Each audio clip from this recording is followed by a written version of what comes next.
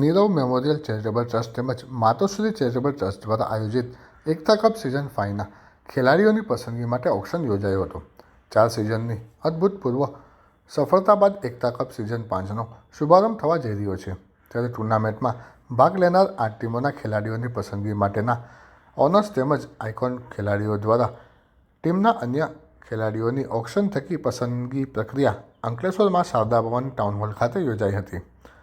યુવા પ્રતિભાઓને એક પ્લેટફોર્મ મળી રહે તેમજ શહેરમાં કોમી એકલાસ જળવાઈ રહે તેવા શુભ આશયથી સતત 4 વર્ષથી રમાતા એકતા કપની 5મી સિઝનનો તારીખ 21મી જાન્યુઆરીએ પ્રારંભ થવા જઈ રહ્યો છે।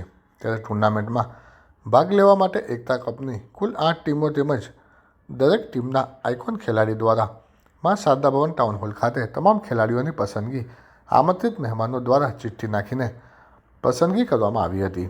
આ કાર્યક્રમમાં ભરૂચ ડિસ્ટ્રિક્ટ ક્રિકેટ એસોસિએશનના ઇસ્માઇલ મતાદાર અતિથિ વિશેષ તરીકે ઉપસ્થિત રહ્યા હતા।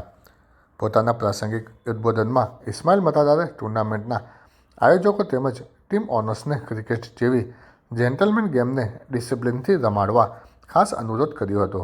ખેલાડીઓની પસંદગી પ્રક્રિયા પૂર્ણ થયા બાદ ફરી ચિઠ્ઠી દ્વારા ટીમના ડ્રેસની પસંદગી પ્રક્રિયા પૂર્ણ કરવામાં આવી હતી। ટુર્નામેન્ટની શરૂઆત 21મી જાન્યુઆરીથી ઉંબરવાડા ખાતે આવેલા બુરહાની ક્રિકેટ ગ્રાઉન્ડ ઉપર પ્રથમ મેચ રમી કરવામાં આવશે। કાર્યક્રમનું સુંદર અને સફળ સંચાલન આશિષ પટેલ દ્વારા કરવામાં આવ્યું હતું।